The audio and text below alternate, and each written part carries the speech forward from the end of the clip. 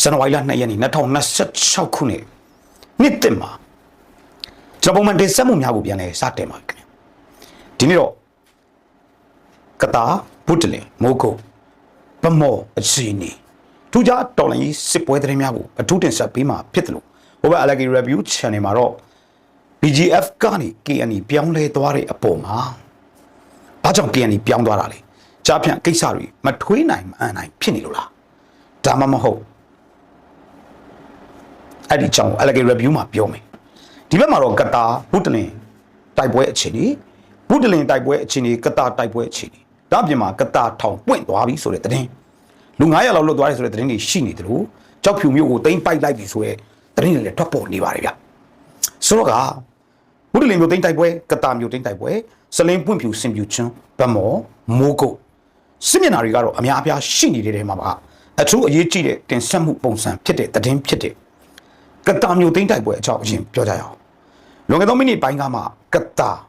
ထောင်ပွင့်သွားပြီးအကျဉ်းသား900ကျော်လွတ်မြောက်တယ်ဆိုတဲ့သတင်းရှားရပါတယ်သတင်းကိုတော့ကျွန်တော်တို့နောက်ဆုံးအခြေအနေအတည်ပြုဖို့တော့စူးစမ်းပါမယ်အဲ့တော့ကတာမျိုးတိမ့်တိုက်ပွဲမှာအရသာပြည်သူတွေနဲ့အတူစစ်ရှောင်နေပြီးဟန်ဆောင်ထွက်ပြေးလာတဲ့အကျဉ်းသားအကျဉ်းဦးစီးပေါ့ဗျာအကျဉ်းဦးစီးတွေနမ်စီရန်အမြောက်အများကိုဖန်ဆီးရရှိထားတယ်ဆိုတဲ့သတင်းကိုလည်းကျွန်တော်နောက်ဆုံးမိနစ်များမှာရရှိတဲ့အခြေအနေကိုပြောပြပါမယ်ဒီကနေ့ကတာဆိုတာပေါ့ဗျာကတာမြို့မှာစစ်တပ်ရဲ့အဓိကတပ်ရင်းခမရ309ရှိပါတယ်309ကိုကျွန်တော်တို့ PDF ပြည်သူ့ကာကွယ်တပ်တွေကဝင်ရောက်တိုက်ခိုက်ပါတယ်မြို့ပေါ်ကစစ်ကောင်စီစခန်းတွေကိုတပြိုင်နက်လက်တပက်ထိုးစစ်ဆင်တိုက်ခိုက်ခဲ့တာဖြစ်ပြီးကတာထောင်ဝင်းချင်မှာလေတိုက်ပွဲဖြစ်ပွားနေပြီကတာတောင်ပွင့်သွားတယ်ဆိုတဲ့သတင်းကြားရပါတယ်ကတာထောင်ဟာကတာရဲစခန်းရဲ့အနီးမှာရှိတယ်လို့လည်းကျွန်တော်တို့သိရပြီးကတာကပြည်သူလူထုတွေဟာအင်းတော်မော်လူနဲ့မြကြီးနားမန္တလေးလေးစီကိုအလုံးအချင်းနဲ့စစ်ပေးရှောင်ပြီးထွက်ပြေးနေရပါတယ်ပြည်သူလူထုကစစ်မဲ့ကြောင့်ဖြစ်ပွားနေတဲ့အခြေအနေမှာစစ်ရှောင်မှုစူးစမ်းနေတဲ့ပြည်သူလူထုကိုဖက်စစ်တပ်ဘက်ကတော့အညာအတာမရှိရုပ်မာစွာနဲ့လေရင်နဲ့လိုက်ပုံကျဲနေတာကိုတွေ့ရပါတယ်အစင်ပြေတာတွေအများကြီးရှိတဲ့အခြေအနေပါကစင်ကိလန်းနဲ့ထွက်ပြေးနေရတာလေရင်တွေစစ်ရှောင်တွေပြေးတဲ့ဘက်ကိုပတ်ပြီးပုံကျဲတဲ့အခြေအနေတွေကိုလည်းတွေ့ရပါတယ်အဲ့တော့ကတာမှာဘသူတွေကိုဖမ်းမိလဲကတာရက်ကွက်10ခုရှိပါတယ်ကျေးရွာ143ရွာမြို့ပေါ်ရက်ကွက်တွေကိုပဲစစ်ကောင်စီကထိန်းချုပ်ထားနိုင်တာရွာတွေအားလုံးကို PDF ထိန်းချုပ်ထားတာ2023ခုနှစ်တည်းကဗျအဲ့တော့အဲ့ဒီအချိန်မှာကတာမြို့ကိုလည်းပြဝင်တိုက်ဒီကနေ့ဆိုရင်အင်းတော်လမ်းပိုင်းမှာကတာအင်းတော်လမ်းပိုင်းမှာလုံခြုံရေးယူနေတဲ့နေမြေလုံခြုံရေးယူနေတဲ့ PDF တပ်တွေကစစ်ဆေးတဲ့အချိန်မှာထွေးအုပ်တွေစောက်လို့ရင်းနဲ့စိုက်ပျိုးရေးဌာနကဝန်ထမ်းအချင်းဦးစီးဌာနကဝန်ထမ်းတွေမျက်နှာမျိုးမျက်နှာငယ်မျက်နှာစည်းရွက်လောက်နဲ့ဖမ်းမိခဲ့တဲ့အခြေအနေကိုလည်းနောက်ဆုံးသိရပါတယ်ကတာနဲ့ပတ်သက်ပြီးတော့ကျွန်တော်တို့နောက်ဆုံးအခြေအနေကတော့ခမရ309ကတာထောင်ပတ်ဝန်းကျင်ကတော့ပြင်းပြထန်ထန်တိုက်ပွဲဖြစ်နေတယ်ထပ်ပြောမယ်နောက်ဆုံးသတင်းရကတာထောင်ပွင့်သွားပြီဆိုတဲ့သတင်းလည်းကြားရတယ်ဖက်စစ်တပ်ကတော့လေကြောင်းနဲ့9ရက်စက်တိုက်ဘုံကျဲတာတွေလုပ်နေတယ်တောတဲ့တောင်ထဲမှာစစ်ရှောင်နေရတယ်အဲ့တော့ရက်စကန်ပေးတာကထောင်ရက်စကန်တွေကိုတော့ဒီနေ့ညမှာအပြီးပြတ်တိုက်နိုင်မယ်လို့ကျွန်တော်ယူဆတယ်ဖက်စစ်တပ်ဝင်နိုင်ထွက်နိုင်တဲ့လမ်းကြောင်းတွေမှာများပိတ်ထားပြီးတော့မြို့ရဲ့အထိုင်တက်ဖြစ်တဲ့ခမရ309မြို့အတွက်တောင်ကုန်းအမြင့်မှာနေရာယူထားပြီးတော့အင်အားစုခုခံနေတာကြောင့်အပြင်မထွက်နိုင်အောင်ဝိုင်းဝန်းပိတ်ဆို့ထားတယ်ဆိုတဲ့သတင်းလေးကြားရတယ်အဲ့တော့မြို့ရင်းအထိုင်တက်နဲ့ပတ်သက်ပြီးတော့အနောက်မြောက်တိုင်းစစ်ဌာနချုပ်နမခလက်အောက်ခံကတာအခြေစိုက်ခမရ309လက်နက်ကြီးတွေနဲ့ပစ်တယ်လို့အပေါ်ကလေအနေနဲ့စစ်ကူပေးတဲ့အခြေအနေကိုလည်းတွေ့ရတယ်အဲ့ဒီလက်နက်ကြီးနဲ့မြို့တွေကိုလမ်းပစ်နေတဲ့အခြေအနေမှာဒီဇင်ဘာ31ရက်နေ့ကဆိုရင်တနေ့လုံးကတာမြို့ရက်ကွက်9ဇေယျချောင်းရက်ကွက်10ပိန်းနေကုန်းပတ်ချမ်းနေပါတိုက်ပွဲတွေမှာဖြစ်နေတယ်လေကြောင်းပုံကျဲမှုတွေလက်နက်ကြီးတိုက်ခိုက်မှုတွေရက်ကွက်9ခုကနေအများပြားမီးလောင်ခဲ့တယ်ဇေဒီကုန်းဖုံးချောင်းနဲ့မီးလောင်ခဲ့တယ်လို့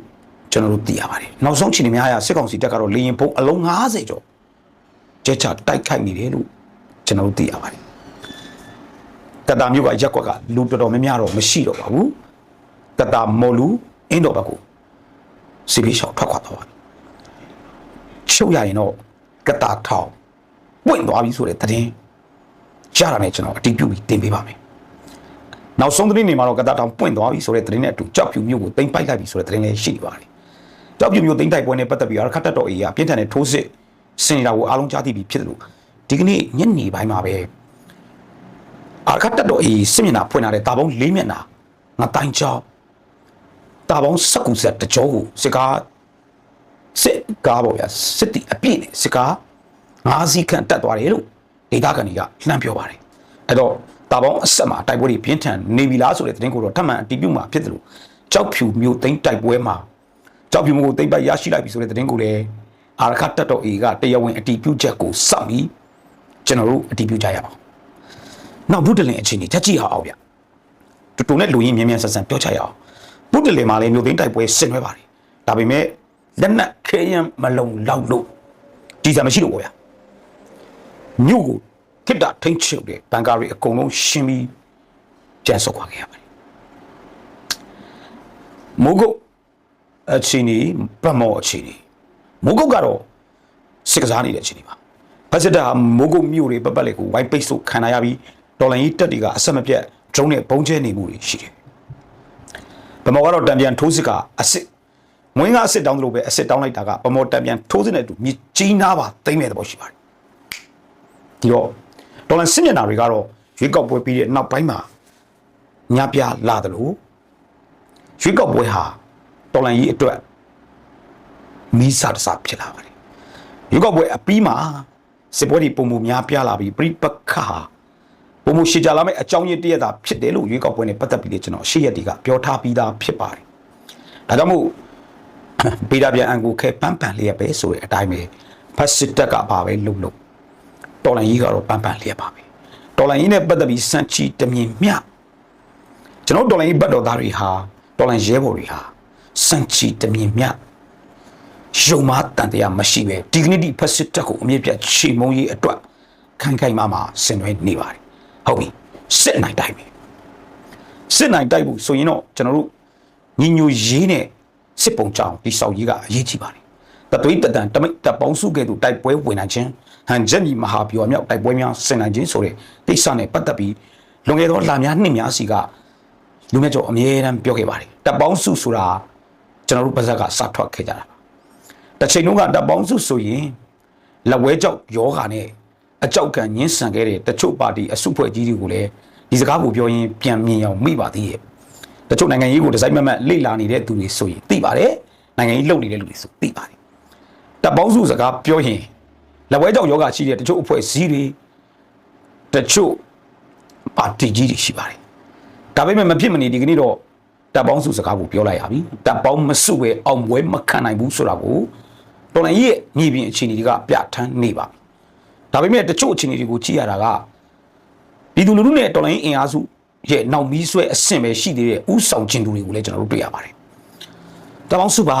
တပ်ပေါင်းစုမှညီညွတ်မယ်ညီညွတ်တဲ့တပ်ပေါင်းစုနဲ့မှအောင်ပွဲခံနိုင်မယ်ဆိုတဲ့စကားတွေပြောသလိုစစ်ပုံကြဖို့လို့တယ်စစ်ကိုစစ်နဲ့တူအောင်တိုက်ဖို့လို့တယ်တော်လိုင်းရေးကိုတော်လိုင်းနဲ့ပြီးသားအောင်လုပ်ဖို့လို့တယ်ဆိုတဲ့စကား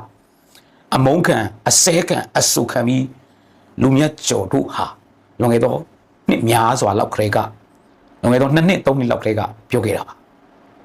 အဲ့တော့စစ်ပုံချမှုကဘာတွေရှိလဲဒါနဲ့ပတ်သက်ပြီးနောက်ဆက်တွဲတင်ဆက်မှုတွေကျွန်တော်ဆက်စီစစ်ပါမယ်တချို့တိုင်ရင်တပ်ဖွဲ့တွေမှာတိုင်းစစ်ဌာနချုပ်ပါဆိုတဲ့နေရာတွေမှာလူကစရင်က200ရှိတယ်အောက်ခြေမှာ40 50လောက်ပဲရှိတယ်အခြေအနေတွေကိုလည်းတွေ့ရပါတယ်အခြေအနေမှန်ကို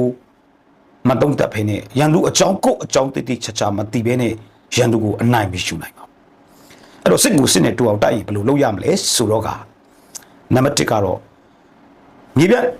လွန်ပြင်းများသို့မဟုတ်တမဲဦးကြတိုက်ပွဲများထိုးစစ်အတွက်ရန်ရတက်ကြီးတွေလိုအပ်ပါတယ်လို့တဖွာဖွာပြောခဲ့ပါတယ်ရန်ရတက်ကြီးတွေထဲမှာကြီးတက်ဆိုတဲ့ရန်ရတက်မလုံနိုင်အောင်လက်ယုံတက်တွေဖြစ်တဲ့စက်သွေးတက်စီတက်လက်နက်ကြီးတက်တွေအခုချိန်ထိဒေါ်လာတန်ပေါင်းများစွာကိုအသုံးပြုပြီးမဖွဲ့စည်းနိုင်သေးတာဟာစစ်နိုင်ဖို့အခက်အခဲတရက်ဖြစ်ပါတယ်နောက်တစ်ချက်စုဖွဲ့မှုပုံစံနဲ့ပတ်သက်ပြီးတော့လက်တင်ရဆိုတော့ခေါ်ပြီးတင့်တော်ရတိုက်မှုပေးကိုကဲမှုပေးလက်တွေမှာချိန်မပေါ်လေအပြောင်းလဲမဖြစ်တဲ့အခြေအနေတွေဟာပြည်သူလူထုရဲ့စိတ်ပြတ်မှုနဲ့အတူတော်လန်ရေးပါထပ်ပြီးစိတ်ပြတ်သွားရင်တော်လန်ရေးဟာဒီအခြေအနေရအောင်ကျွန်တော်တို့မနေ့ကြားကန်နေကြရတာပါလို့အားလုံးကိုအသိပေးချင်ပါတယ်နောက်တစ်ချက်တကယ်နိုင်ချင်းတကယ်တိုက်ဖို့အတွက်မညာမတာစတန်းရန်သူကိုရန်သူလိုပြပြတသားမြင်ပြီးစစ်ကိုစိနဲ့တူအောင်တိုက်ဖို့အချက်လက်တွေရှိပါတယ် ဥပမာဒီရဲ့ဘိုင်းနေမှာကပ္ပစာတွေကိုလက်စစ်မီဖြတ်တောက်ချင်းဆိုတဲ့တာဝါတိုင်းရိုက်ချိုးမှုနီးနာပြူဟာမှန်ပါတယ်နံပါတ်1လေရင်စီတဲလမ်းကြောင်းတွေဖြတ်တောက်ပိတ်ဆို့ဖို့အတွက်ကနဦးချီလန်ပူတာဦးကစီပေပါယာနဲ့ချီဖမ်းဆီးလိုက်တဲ့ကိစ္စမှန်ပါတယ်နံပါတ်3ဒီဝမြောက်စစ်စင်နိုင်ခြင်းတော်၎င်းစစ်ကောင်စီအားတာချက်ဖြစ်တဲ့လေချောင်းအားတာချက်ကိုထိုးနှံနိုင်ဖို့လေမှုမိသားစုတွေအတိုင်းဝိုင်းတွေအကုန်လုံးလေကွင်းတွေလေတဲ့ဌာနချုပ်တွေအကုန်လုံးလေပြေးလန့်တွေအကုန်လုံးတရဇက်ရန်သူကိုအိတ်ဆက်ခွင့်မပေးပဲစစ်ကိုစစ်နဲ့တူအောင်တိုက်ကြရင်ဖြစ်မကြခင်မှာအောင်ဝဲကိုရပါလိမ့်မယ်ဒီနေ့ကတာဗမောပုတ္တလေမိုးကုတ်အချင်းဒီအားလုံးနဲ့မှာစစ်ချမ်းသာစရာအကောင်းဆုံးအပျော်ရွှင်ရဆုံးအောင်ပွဲတစ်ခုကတော့ကတာထောင်ပွင့်သွားတဲ့တည်င်းအတီးပြုတ်နိုင်ရင်တော့